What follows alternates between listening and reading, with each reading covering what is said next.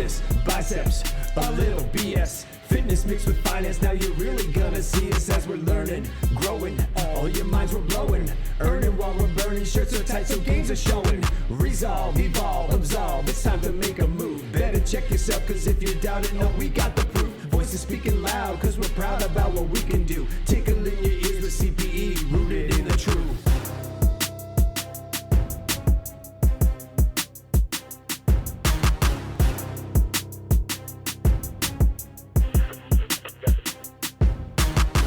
In the wildwood of accounting, we all know garbage data in means garbage data out. The same thing applies to your body.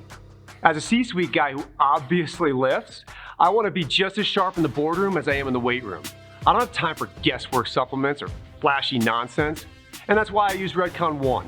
Clean ingredients, real formulas, stuff that actually works when you're training at 5 a.m. at the gym or burning midnight oil in your month-end grind. So whether you're an accounting bro, finance bro, or business leader in an NGO, if you want more energy, better recovery, and fewer excuses, this is your sign. Head to redcon1.com and use promo code BIZBUYSANDBS for 20% off. Don't just audit your numbers, audit your nutrition by leaning into America's favorite supplements at Redcon One. Yeah. Today, we are here with Rebekah Olson of the Maryland Association of CPAs. And I know what you're thinking, guys, but you're the Georgia Society of CPAs. What are you doing bringing those, you have turf those wars. Yankees. Those Yankees, right? Technically, we're below the Mason-Dixon, so I'll yeah. Well, like we said, it's like it's crab cakes and football. It's what Maryland does, right? Absolutely. So I'm happy to have you here for a multitude of reasons. But first and foremost, I'm just glad to have somebody else from the CPA societies coming in and informing not just the Georgia listeners who are listening to this, but also everybody else out there who has a CPA license, or maybe someone who's looking forward to getting a CPA license, or maybe there's a CPA in somebody's life and you just don't understand them. Maybe today we're going to cure all those ills. So we're going to try. So absolutely. Rebekah, so introduce yourself. What is your background? I want people to know who you are, because you are the captain of the ship in a very small but influential state, and you're right next door to a lot of very influential people. So yeah, who is Rebekah? Wow. Okay. Let's see. Accounting Rebekah, or just all Rebekah, right? Because like, you know how what, much you time do pick we have? which app. Oh my gosh. Well, we're not going to unpack any baggage here. We're just Yeah, we don't have time for that. Right. So I am a CPA. I lead the Maryland Association of CPAs. It is the biggest honor that I have to be able to do that, because I found out that I love the accounting profession, and I have the credentials, I have the degree, but I was super more passionate about working with CPAs and helping them just excel in their career, uplifting the profession, transforming the profession. That's what I found myself excited about, passionate about, talking to students. So I made a weird career switch a couple years into my public accounting career to work for the association. And that was almost 13 years ago. And so I went from kind of trying to figure out what I wanted to do with this, like, hey, I love this profession, but like, I want to do something different within it. And maybe it's not technical at all. And to, being the CEO of an association, we have 16 staff that are phenomenal. We have amazing leaders in Maryland.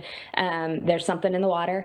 To give shout outs to like Georgia, love Boyd and what he's doing in Georgia. I have known Boyd a very long time because I have a degree from the Ohio State University. So I actually worked with Boyd when I was at the Ohio State University. Wow. For the Ohio Society of CPAs as their student ambassador. So I think if I summed up why I love this profession so much and why I continue to be in it, it's the people. And it's the people in the state societies, it's the professionals themselves, it's the things that we get to do because of the knowledge that we have to really transform our communities, transform society, the economy, all of these things, and that I get to play like a tiny part in helping someone else realize their potential in their career or be inspired to do something or kind of get access to something that they didn't have before is amazing. And so it all boils down to people. If I had to like sum myself up in a word, it would be people. I love people. And so this profession is, while it has numbers, it's a people profession. And so that's why I'm in it. So you and I have had many conversations, and we're starting to do some backroom strategizing about how to a couple things that we're trying to look at. One is we're looking at how do we rejuvenate the passion that a lot of people who are, I would say, mid-career to late stage career, but someone who's been in it for a long time and who has the expertise, they have the network, they have all this stuff, but they just kind of just I don't know, like why does it feels like I'm working so hard today? So one of the things that I think we both agree on is finding that passion and refinding our why. Why did we get into this organization? Why did we get into this discipline in the first place? Was it something that was it was in the stars that we were going to become a CPA, or was it something that we learned that we were really good at something, and then all of a sudden it clicked, and then we said, oh, I want to be, if I'm going to go and be an accountant, I want to have the crown jewel of accountancy, and I'm going to go ahead and get that CPA license, and so then those doors opened up for you. But there are people that have been in the CPA world for a long time that have, it's just, life has a way of kind of beating you down, and it's difficult to be that positive person all the time. So one of the things that I think we agree on is that we need to kind of just stoke that passion again, get people passionate about what they're currently doing, so that they can be smiley and bubbly and have unicorns on their backgrounds and say, like, look, I love what I do. And why is that important? Because there's a generation of kids. I say kids all the time. I think it's going to do know what you mean. As a professor, they're all younger than me. I tell my students the very first day, if I call you kids, it's not a paternalistic thing. It's just like, you're just younger than me. But all of these students out here who are looking up the chain, and what I mean by not just students like the juniors and seniors in college, but also the young professionals who are maybe 1 to 5 years out of their university studies. Maybe they have finished the CPA exam. Maybe they haven't finished the CPA exam. Maybe they don't want to get a CPA, which is totally fine too. The thought here is that there are young professionals who are looking up the ladder and they're saying, I don't know if I want to be that person. Because there's that mold that has been created over years upon years of just hardworking, very OCD, very type A, and there is a stereotype out there. Absolutely. I get that.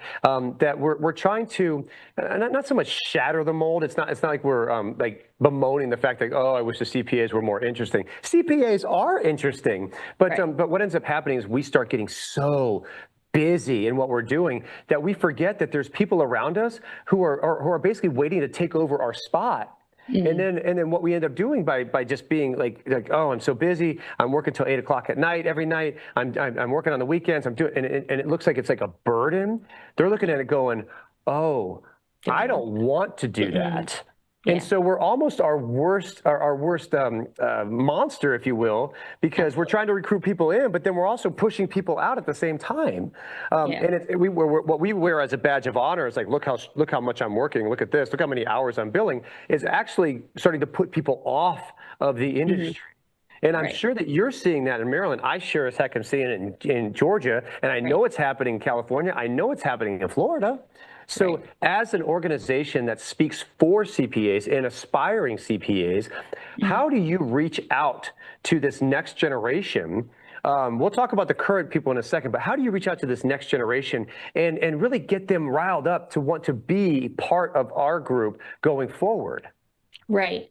Yeah, it's a good question. And I think you said we'll talk about the existing people now. I think it has to in some ways start with the people we have in the profession, because we can't be everywhere. I can't be in every classroom. And I don't want to paint the rainbow and the unicorns and then they come in and go like, this is not what Rebekah said. Like, I can't do this, or I don't want, like, this is different.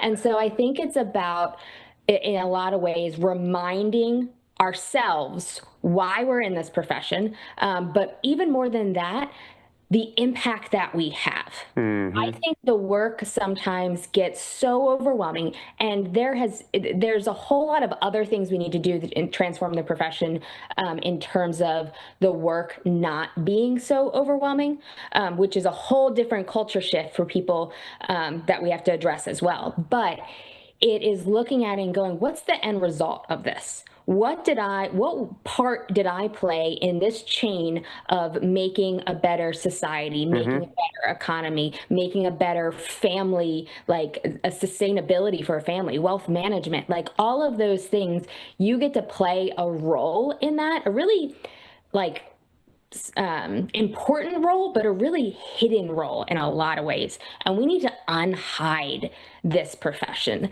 And that gets people a little uncomfortable, because even though it is a stereotype, we do tend to be people that like to be heads down kind of in our work. I love a good spreadsheet. I could go deep real quick, but like, how does that translate? How do I take what I do and give our members, not just me, right? Because I can just be the poster child of what it is, but better poster child is all of our diverse members, right? That can say, I love this about the profession, or I love this. So I think at MACPA, and I think what state societies and what we're trying to do, the AICPA too, is to uplift and give our members the platforms to share the impact that they get to have, and make them the stars, right? How do we uplift others to share their stories, share their impact, and inspire others through that? Because I can tell stories about our members, but it's nothing like hearing them talk about it. The authenticity of the individual, like really reaching in, and you can see them kind of stop, think about what they're about to say, how they're emotionally attached to what they're about to say. And then as it starts coming out, you're like, oh, that genuineness, that's what people really connect with. That's the reason why people like their CPAs in the first place, is that they've connected with them on obviously a technical level, saying, hey, I need some help. But then after a while, the relationship between you and your CPA it was one of your key financial advisors, by the way. It should be more than just a professional relationship. It should be like, hey, how are the kids? Hey, did you enjoy the cycling event that you went to? Are you going to Burning Man, right? All of these really fun things that you're involved with, they should know those things, right? And by the way, as CPAs, we enjoy having those conversations with you as well. So let us in. We promise not to break anything while we're inside. You think of that like bedside manner, a doctor. Like, I want a doctor that asks me about my family, that sees me more holistically, not as like this symptom that I'm having, like, and then talks in all technical terms. Like, that's not going to help me live well, right? It might solve this little issue, but it's going to maybe create other ones because I didn't bring up that, because they didn't ask me about that, right? So how do we have that wholer look at an individual, and their finances are certainly absolutely part of that. Well, one of the things that you keep mentioning, so there's two words, story. You keep saying the word story, and you and I completely agree about storytelling. And secondly, what you're kind of hemming at, all the different things you're saying, is really mentorship, like pure mentorship.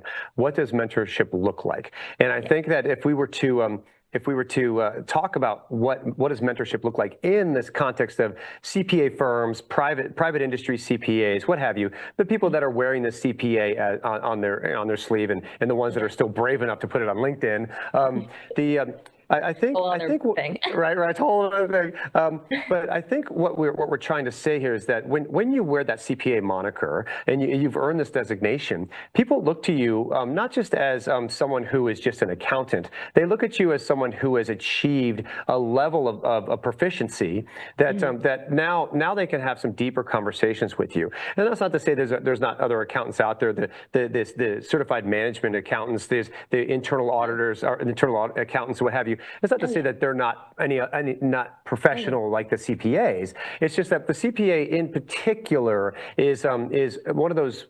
it's just one of those people that you can kind of confide in. Like that's been our role throughout I think our tenure is that people say, oh, you're a CPA. Let me ask you some tax questions. And what they're really saying is that I trust you with my personal information, even though we're at a party and we're a couple drinks in, and now we're talking about your personal tax situation. Like, look, everything I say from here on out, it has to put a disclaimer that I've got a couple Jamesons in the gullet, and it's not going to. Don't take this as professional. I'm going to tell you what I think is good, but IRS might not like it, right?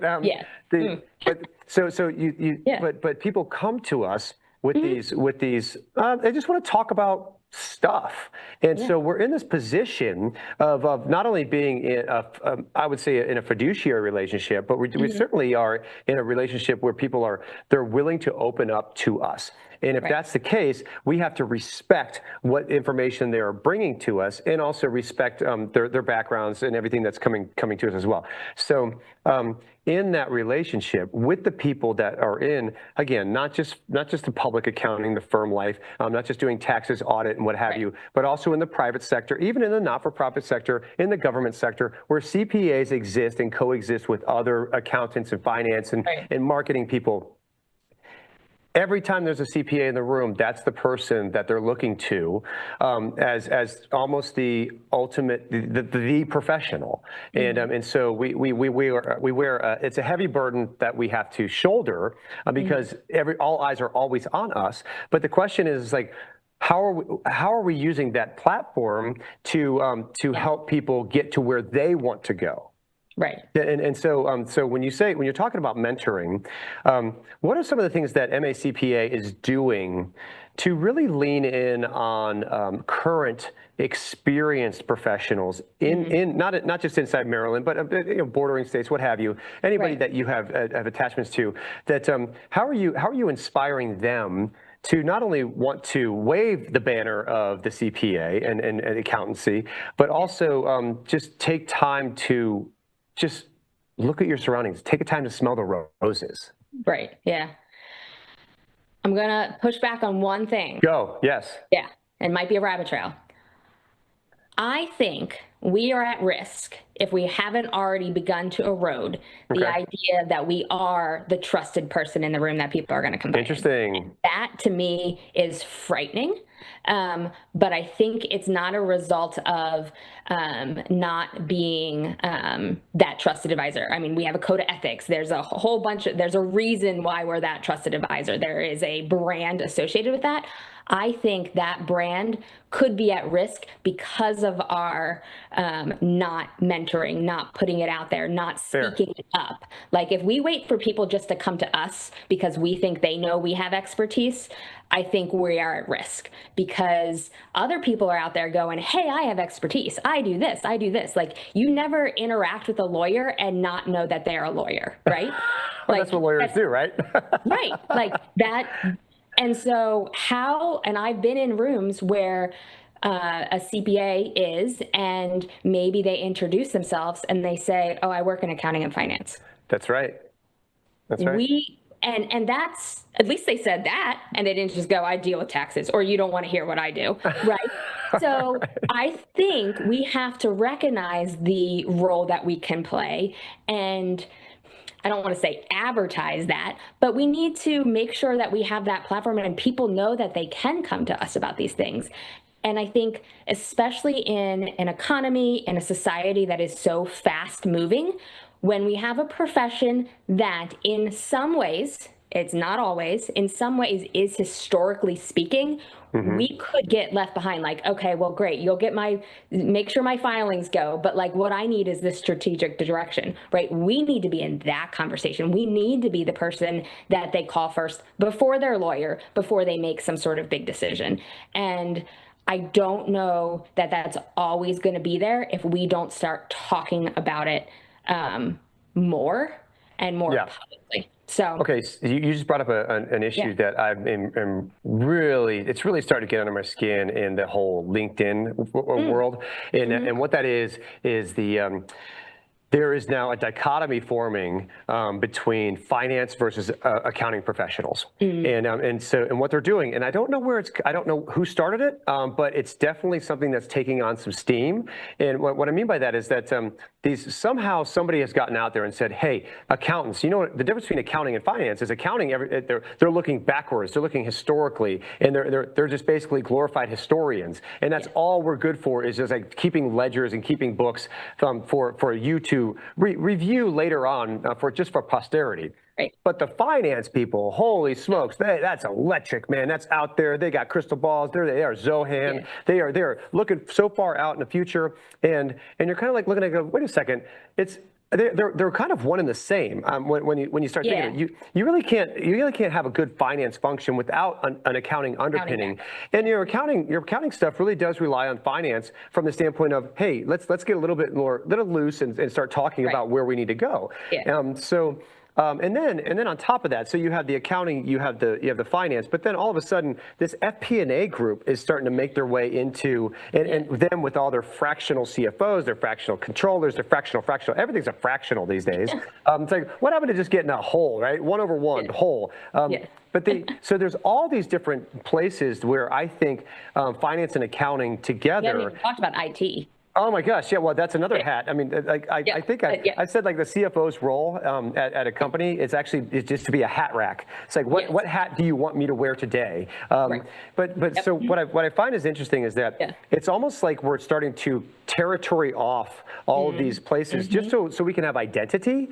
It's like, well, I don't have an accounting degree, so I'm going to fit more in the FP&A in the finance side. Well, wait, I do have an accounting degree and I do an FP&A. Does that mean I can't be a CPA? Well, no. The CPA is a license of, what about certified fraud examiner? Oh no, you can get that too. It's like, okay, now I'm confused. What are you guys bringing to the table, right? Yes. So, but I'm just curious, your own opinion on this. Do you believe that accounting truly is historical and just basically the keepers of the books, and that they have no reason to be the forward-looking thinkers that we all know that they are? And on the flip side of that, do you think finance really is the forward-looking crystal ball-seeking people and have no relevance down into what I guess the past is? How do you feel that those two shake out? Yeah. Two things. Yep. One, as soon as you said this, like dynamic finance and where this came, I that TikTok, like I'm looking for a man in finance, 6'5". 6'4". He's 6'4". He's 6'4", blue, whatever. Trust fund. I'm not looking for one, so I have one. Not in finance. Is he 6'4"? But he's not 6'4". No. He's like maybe 6'5". So you don't have one. Well, I don't want one. I have a better one. I don't need the man in finance. I'm looking for a better man in accounting. 6'1". Yes. Anyway, go ahead. Anyway, exactly. But the point is, nobody made a TikTok about I'm looking for a man in accounting, right? Yeah. And so there's finance for some reason is sexy because it's on Wall Street. It's dangerous. It's risky. All of the accountants. We've, again, I think, sectioned ourselves out into this. And I think that is one of the best part of it, is one of the best parts of our profession, and the parts that I think keeps students away or people from pursuing it is so broad. Yeah. Our profession, the accounting and finance ecosystem, can be so broad. When you have those foundational skills, you can do anything you want with them. Absolutely anything. It's the best part when I talk to students, because I go, hey, what do you want to do? And they say anything. And I go get an accounting degree. Yeah, that's right. Like, you want to be an entrepreneur? You want to be a vet? Oh, do you want to own your own vet shop? Well, you should be able to understand your own finances in that. Like anything like that, right? So it's the best part. But I think it's also a really hard part because there's a lack of clarity in our profession. There is no one straight path that students can do the checklist of, I go to school, I get this degree, I go here, I go here. Right now in the profession, because it is so broad, which is awesome, and we're looking for talent, all of the broad people are fighting each other for the same piece of talent. And so instead of going, come to the profession, find your path, whatever that might be, right? come to my little part of it, come to my little part of it. And so you get people or students that only see one section of the profession. And if they don't fit in that section for whatever reason, they don't like the firm environment, they don't like deadlines, they don't, whatever that is, which there's deadlines everywhere, but then they opt out of the profession altogether. No, they leave the industry. They leave completely. They go, yes. We saw that in, the mass exodus during COVID, but other times where people are going, you know what? Yeah, this isn't for me. And maybe this firm isn't for you, or maybe this organization isn't for you, or FP&A is not for you, or whatever that is. But that doesn't mean the profession is not for you. And so then people do things like leave the profession altogether, drop their CPA, which to me is just the craziest thing. To I worked so hard for those 3 letters to just be like, my boss isn't going to pay for my CPE, so I'm just going to let that go. Just can't function in my head. But also I work for association, so I get sure. But I think that's part of it. It's the lack of clarity, because we are so wide and can go so deep on so many different things. We see this competition, firm versus firm versus going straight into corporate, tax versus audit, consulting versus compliance work, the CPA versus other credentials, right? Sure.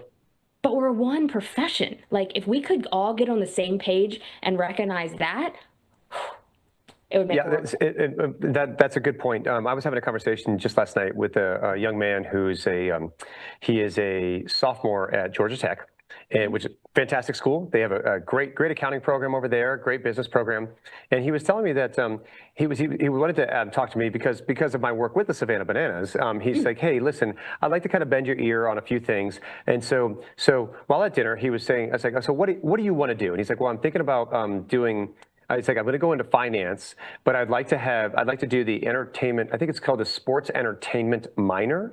And I said, okay. I said this is really interesting. I said this is a new minor to me. I didn't know that Georgia Tech actually did something like this. I said, what in sports entertainment, do they have connections to the Arthur Blank Foundation, which is like the Hawks here in town, the Atlanta United, the Atlanta Falcons, right?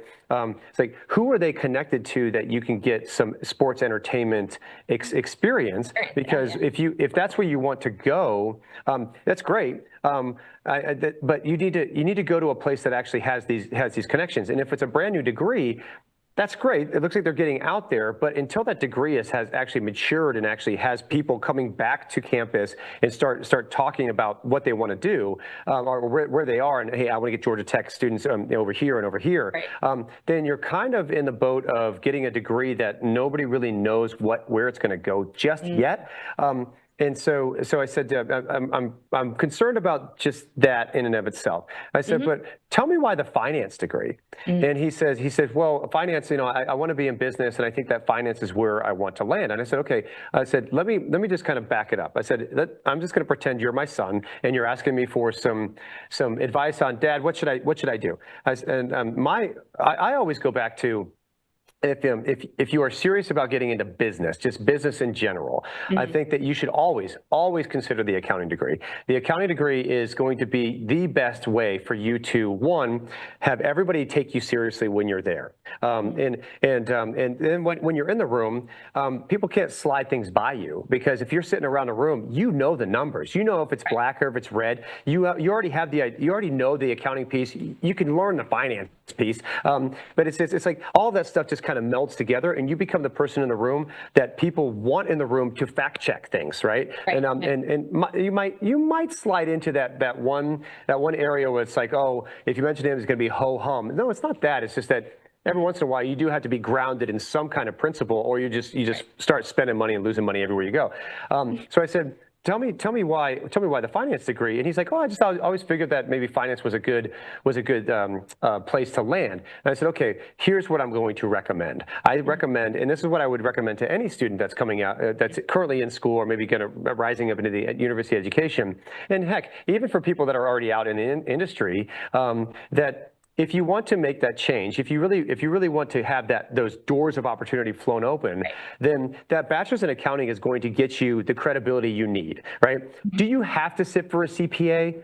No, you don't have to do that. Nobody says when you go to get an accounting degree that you have to be a CPA. Now, are people going to tell you to go get one? Absolutely, because again, it's the crown jewel. And in my opinion, accounting is the creme de la creme of the business world. And if you want to be the creme de la creme of the business world, you go get your CPA license, right? So yeah, get out there, go get it. But if you don't want to get it, that's okay. There's so many things you can do out there with that accounting degree. Now, can you do it with a finance degree? Yeah, but from my perspective, accounting is ubiquitous across the landscape. Even in finance companies, there are accountants, right? So you take a finance person.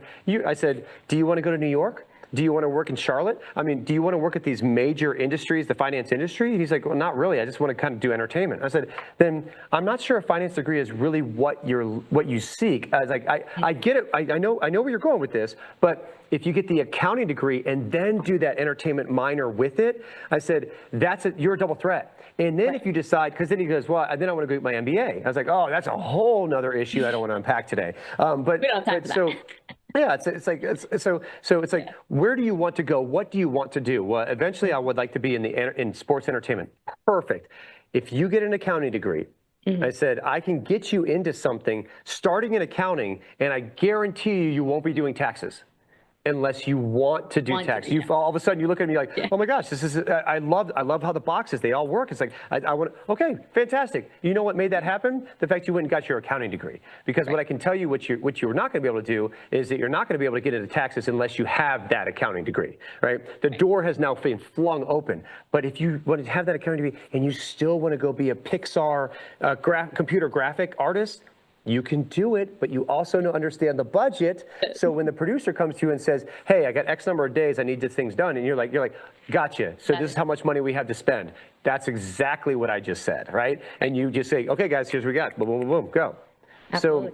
So in that particular case, I 100% agree with you. I think that what we do ourselves a disservice. And again, not CPAs. I'm saying like in the university setting, everybody's always pushing for that CPA. Like if you're going accounting, you got to do public accounting. Well, why do they do that? Because the Deloittes, the KPMGs, the Ernst & Youngs, and the former Arthur Andersons, they're putting money into those accounting programs to say, hey, we want a large percentage of the students. We want your people, right? Yeah. But even then, like that's. You don't have to, and even if you do go to public accounting, which by the way, I do recommend that you do, if you're really trying to start off in business, it'll give you just a great foundation about where to go next. But also, you get to test without having to go into these industries. You get to test which industries you want to be in before you ever go into those industries. And you're like, oh, I kind of like these too. Oh no, I kind of like this one. There's where I'm going. I'm going that way. And then you already have this experience around you of people who are in that industry. And so once if you decide to go private on that side, now you just have a wealth of knowledge that's supporting you, and you come in as like, you're gonna kick ass and take some names. Absolutely. So and you can go find the auditors or the firms that service those industries that have niches and go specifically work there. Say, exactly. I want to work in this firm because I'm interested in serving this industry. So many firms are now more industry service line focused rather than just like I do tax, I do audit. So you can see, and I don't know if you remember, I have a dual degree in accounting and sports management. So that I understood what he was doing. I have the now, if that might actually scare him if he says like, wow, she did that and then she works at the nonprofit association. So maybe don't tell him that story. But that was my dream, right? I wanted to work. I had a very narrow dream of being the CFO of the Ravens, though. So that's like a super narrow path. So that, long story short, obviously is different than where I ended up, but love where I am at. But I think the other thing to tell students is they don't need to know what that end goal is. And that goal can change with accounting as the foundation, right? Yes. And I think one of the things I look at students today, like even younger ones, and they're deciding on what middle school to go to based on what high school to go to based on what college to go to because of the degree they're going to get. Like they're pushing the career decision making down so young to students these days. And when I talk to students about my career, I'm like, I love my career. Does it have sucky days? Yes, it's work. It's a job. Like that's part of working, right? But I found myself something that I never thought that I would be able to do. Like I never dreamed of doing this. And I've always likened my career path to like Lombard Street in San Francisco. Like you look at it and you're like, that is crazy. Like, what are you doing? Right? Like why would I have gone through, you know, the CPA exam and then going to work for a firm? Why do I have a sports management degree? Why, like all of these things, but then those like switchbacks that get you to the bottom of that hill safely are the people that you meet along the way, the skills that you pick up, the like purpose alignment that starts to get a little bit more focused. And by the way, I'm just like halfway down the hill. Like, I love my job. I think I get to do different things every day. So I'm sure there's going to be other turns of different things, but putting that pressure on like a high school student to say, what's your end goal? Now do this and get this grade and do this. It's like, no, make sure that you're learning wherever decisions that you're, first of all, say yes to a lot of things. Don't overwhelm yourself, but try a lot of different things and then learn from them. Like that's going to get you to where you want to be.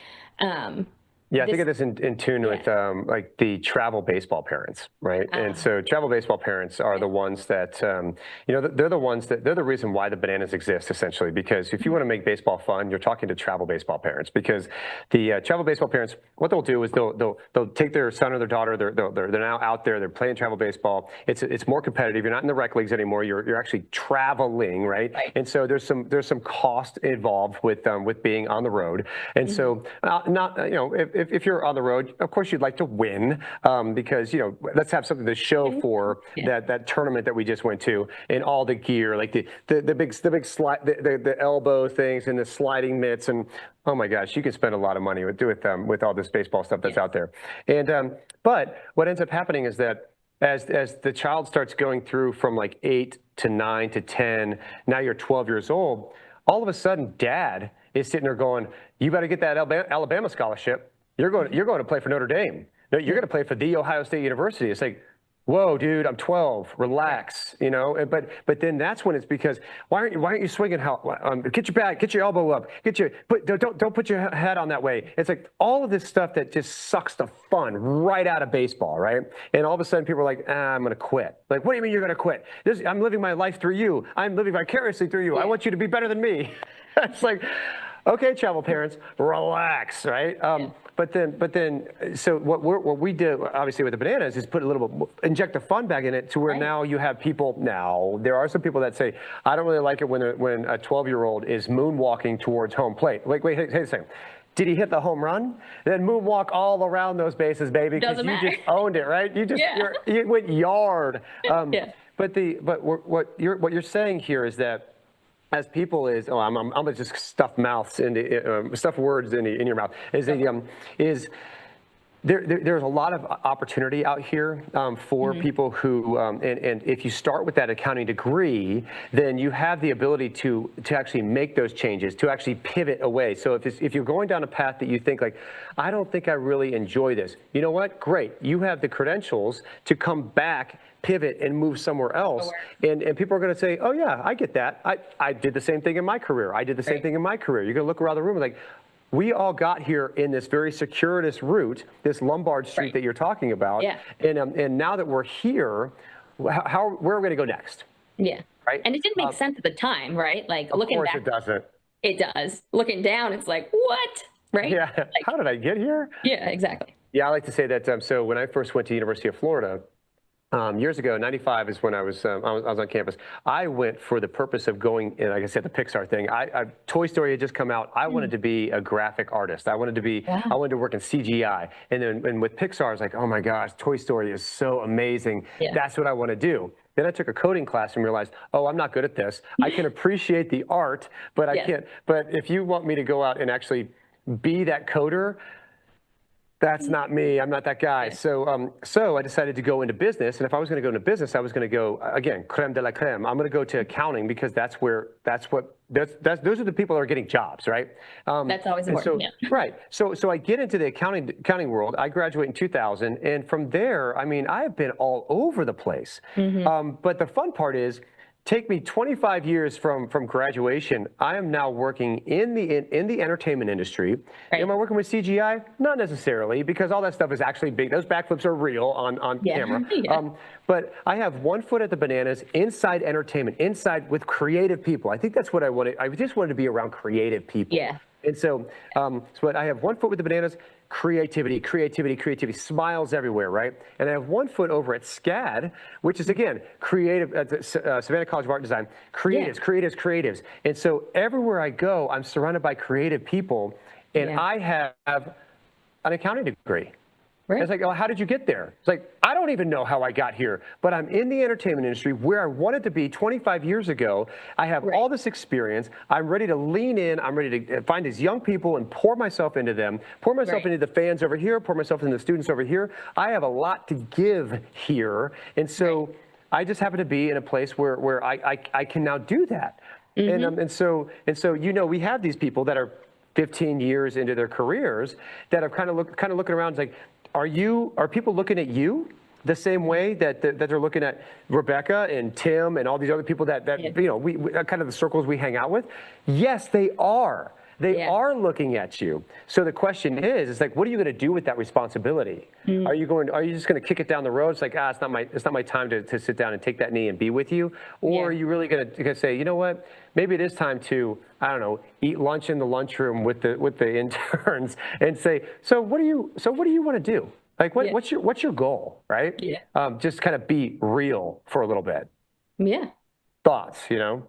Absolutely. Like, so now Maryland CPAs, you guys have how strong is your organization?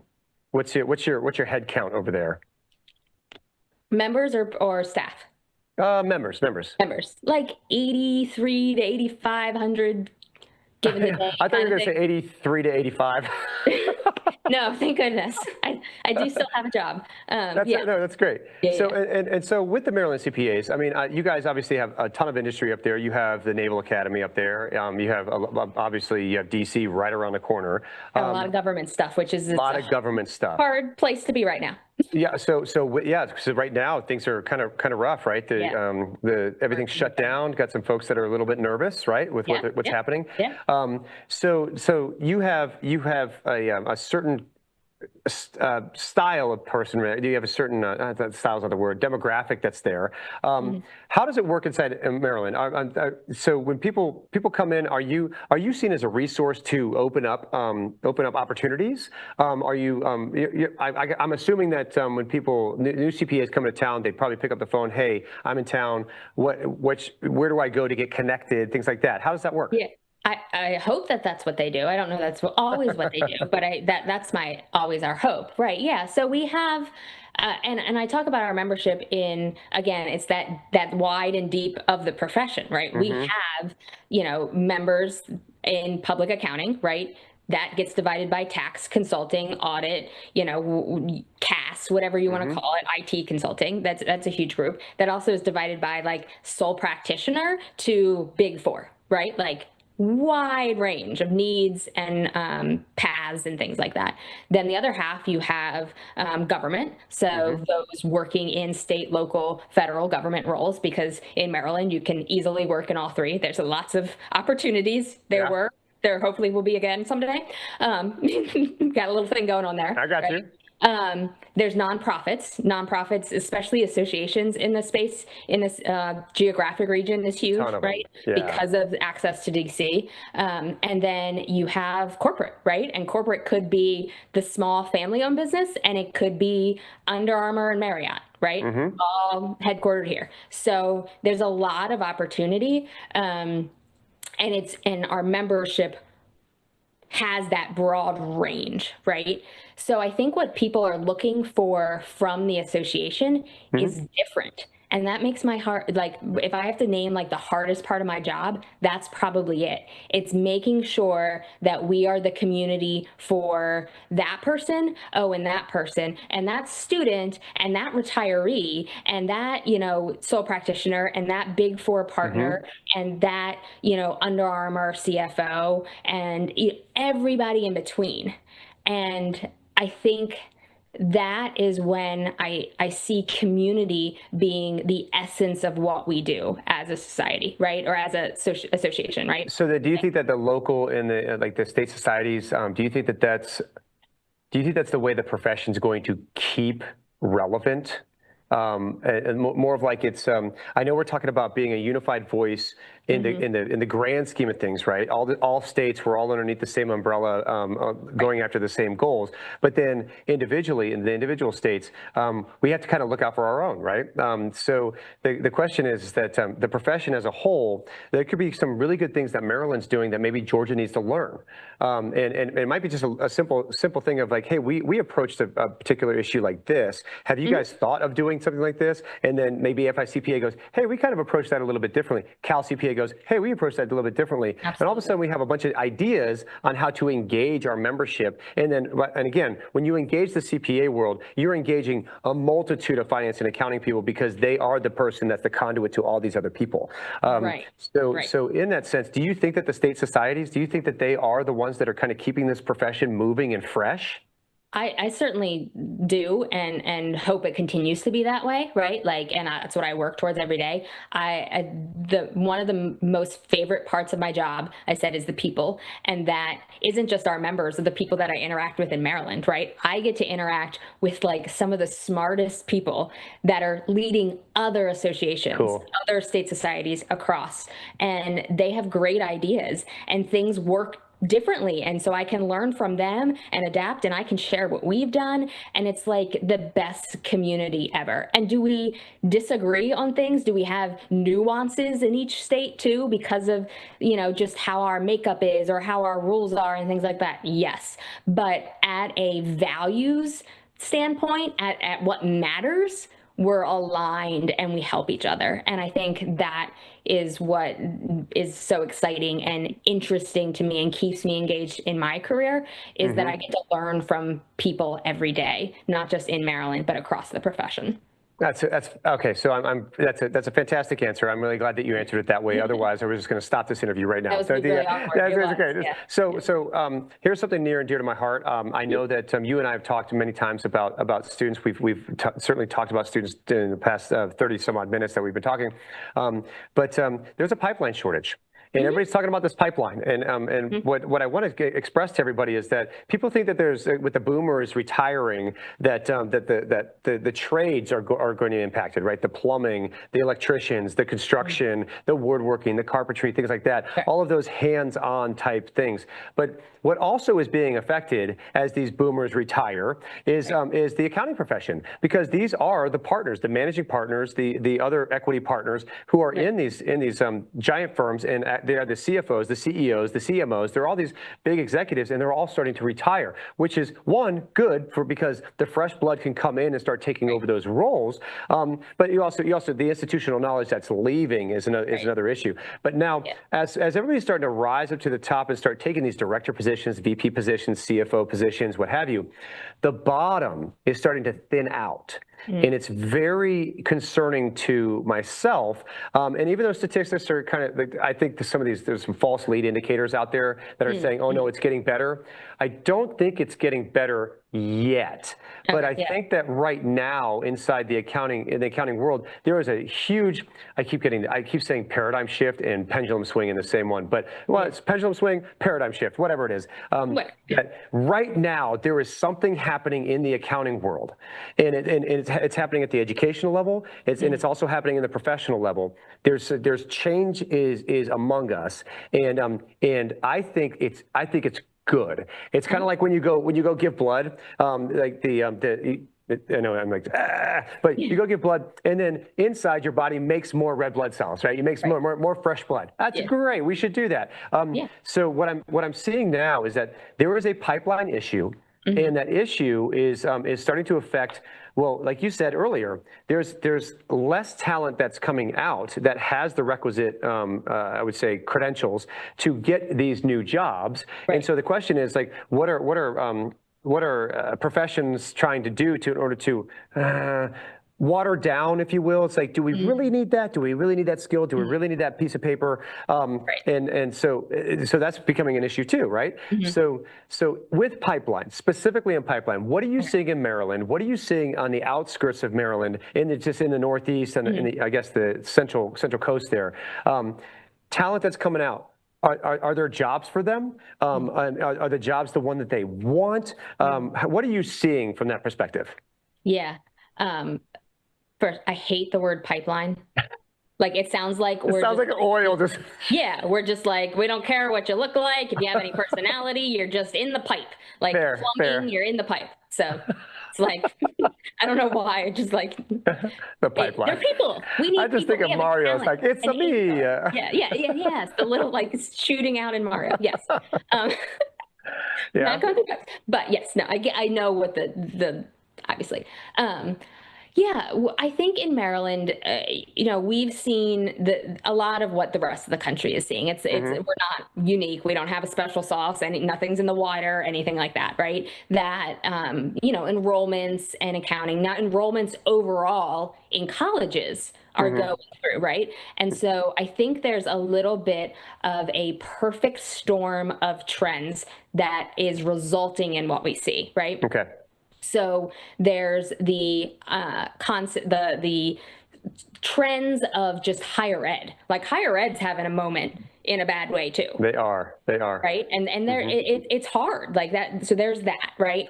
Then you have our profession that is being transformed by technology, right? And it's actually really exciting what we're able to do and the things that we can use technology for, and it could really elevate us.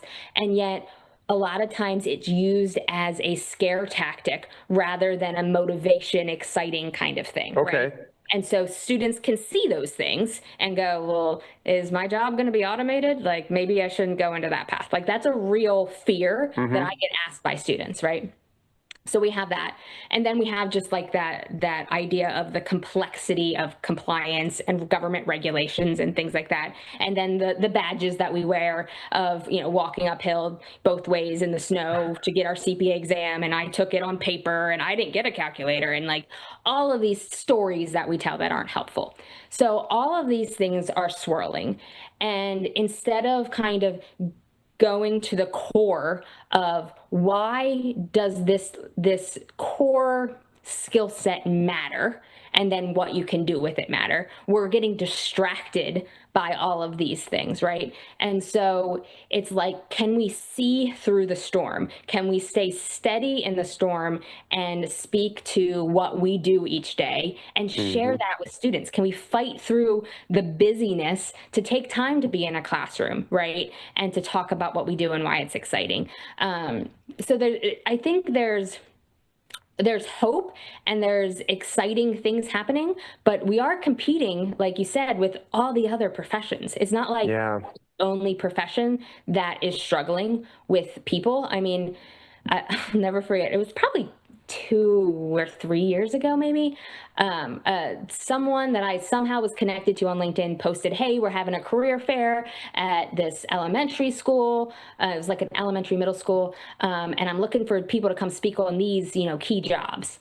And accountant or CPA or even like finance was not listed at all on these things I wanted people to come talk about. But YouTuber was. Like, they want somebody to come talk. And so I made the bold choice to message the person and say, hey, I'm not on the list, but I'd like to come. And I had to go after, and it was in this middle school, all boys school in Baltimore City, cafeteria. And the guy in front of me, rapped his whole presentation. Right? I was like, there's no way I'm going to get any of these kids to be accountants, right? There's just no way. But so we're in that environment. But we have to show up and be like, hey, I'm Rebekah. Here's what I love about my job. Here's the people I get to work with. Here's the people I get to help. Do you like to help people? Do you like money, by the way?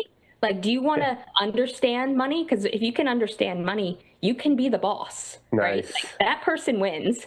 And so talking about it like that. The other exciting thing that I see in Maryland happening, and it's hard to push our profession into it and be loud in it, is apprenticeships. And there is a lot of energy, a lot of funding, a lot of excitement in apprenticeships. And the accounting profession can be part of that. A professional apprenticeship is different. It's a different model. We have internships, we have this. It's different. But I think if we're not at the table saying, hey, this is valuable, then we don't get to complain, right? You have to be I want to unpack this because this is an interesting thing. So it's not an internship. An apprenticeship is not an internship. Further define just contrast those so people can understand this. Yeah. So it is much more regimented, and it has a learning component that goes with it, and there's mentoring built in. And it's, by the way, like, the employer doesn't have as much control over it as, like, we created our own internship, so we control everything they do, the people they talk to, the events they have, the little learnings we give them. Like, there's this kind of overarching body, right? Okay. And in some ways, like, it fits, in some ways it doesn't, but I think it is a yes and for our profession. Oh, I like that. Yeah. Improv rules. Yeah, improv rules. Like, it's not going to be the end all be all, just like the new pathway is not the end all be all, or even the storytelling, even though I think it's my favorite one, isn't the end all be all. It's the yes and of these things. And so it's being at the table. But a lot of these things, apprenticeships in particular, and I'm talking about Maryland because my context, right? A lot of that is workforce development. And by the way, workforce development is much more sexier to the state government leaders than pipeline. Right? Workforce development. That's the key word. If I want to get my people's attention, if I want to get any kind of grants, if I want to work on our economy in Maryland, I have to use that term because that's what it is. Okay. It's getting people skills for jobs in Maryland. And people will talk, there'll be platforms, there'll be roles and all of that to make sure that we have, workforce development for some of the trades, to make sure we have workforce development in certain industries that the state decides we need to be in, right? But accounting is never part of that. And it's frustrating because you look at all of those industries that they say Maryland wants to be known for, and they're putting real dollars and real effort and energy towards, but they're not realizing that, like, you can't have those companies without accountants. Yes, that is so true.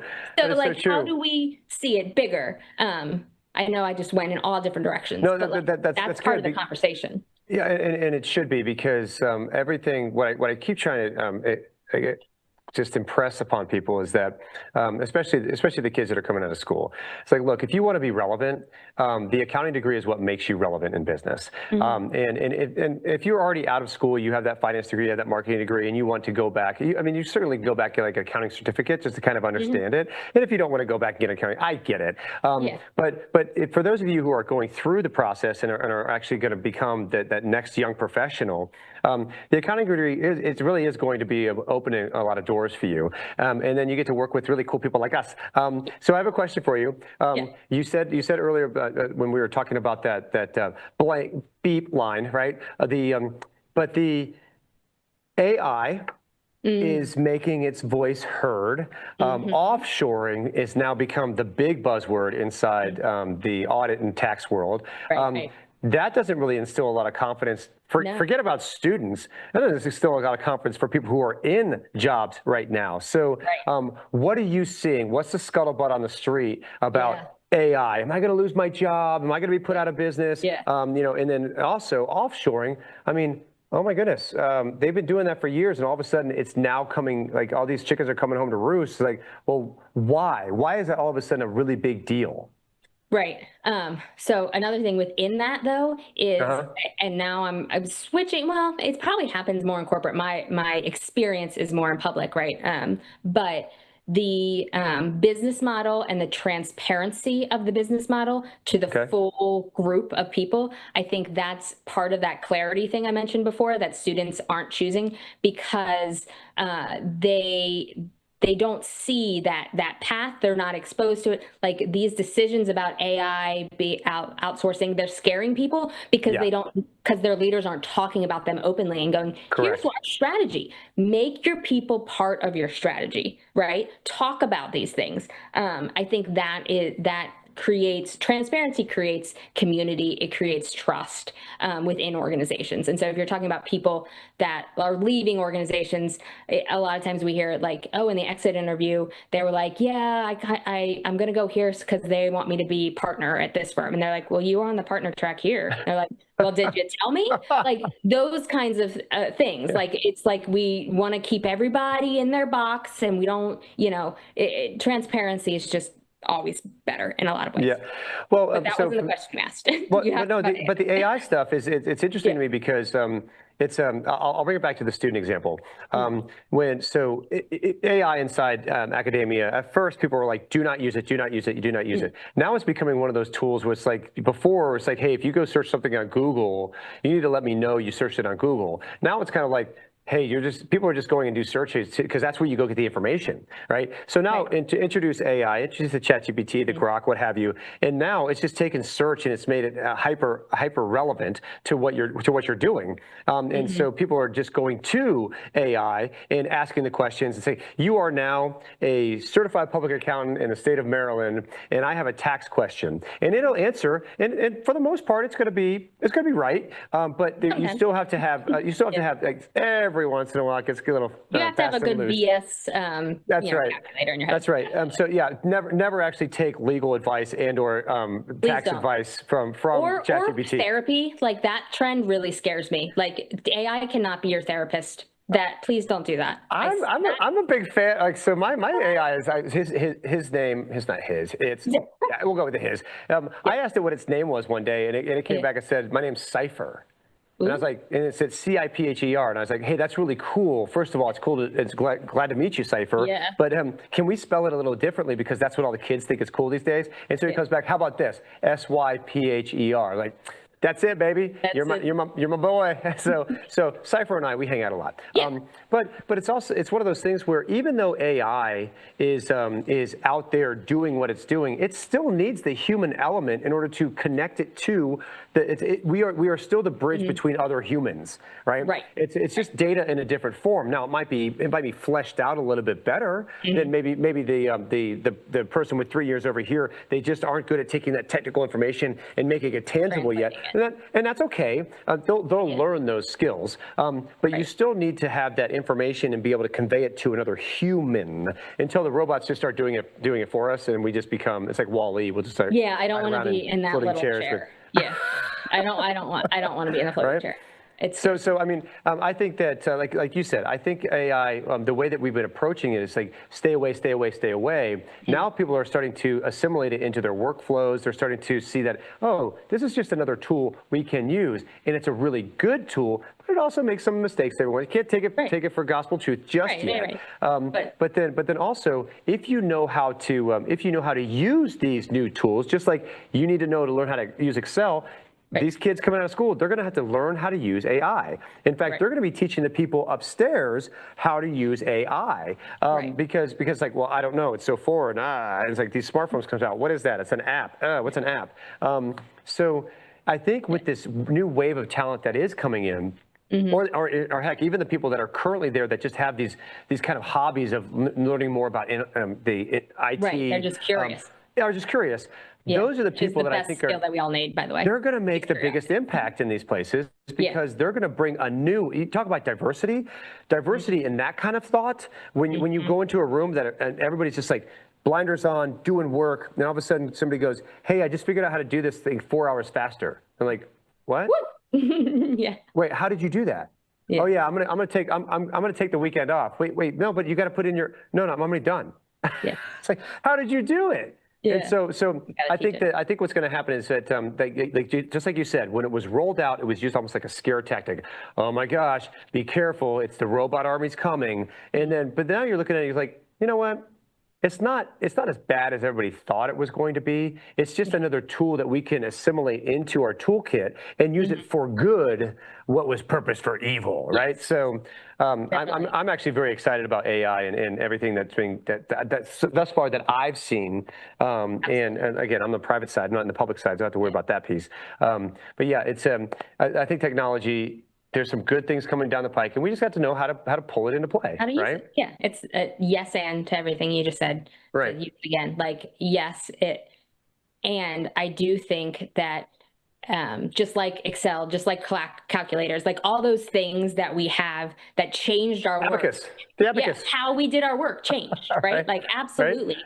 And we had to learn the new tool and things like that, and it allowed us to do things differently.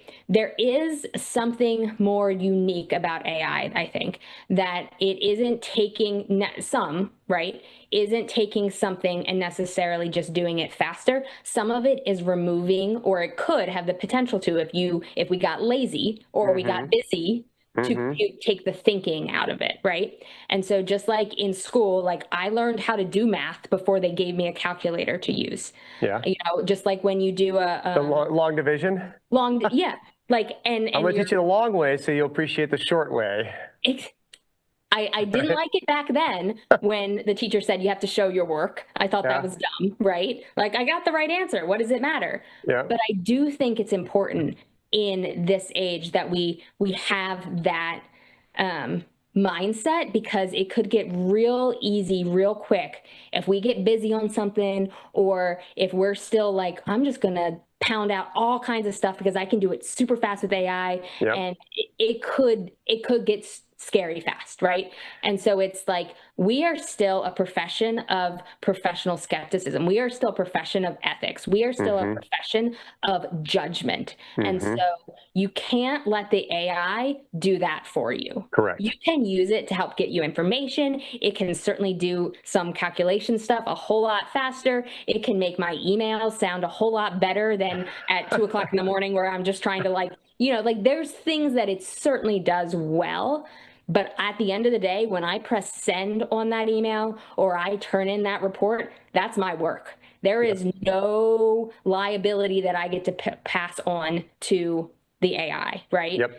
So better make sure that you double check that stuff and that you understand it, not just let it do it for you. Yeah, I think there's, again, it becomes one of those things where as long as you can pull the tool in and make it a part of your toolkit, not the toolkit, not the easy button. Absolutely. Because the instant it becomes the easy button, that's the instant you stop becoming a professional and you're just basically a glorified search person.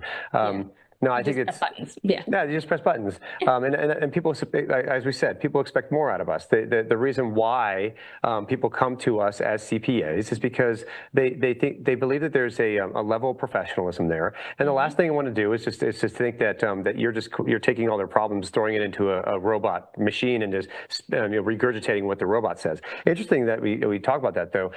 Wasn't there a Big Four that just recently had to give back money for being found out having used AI in a report?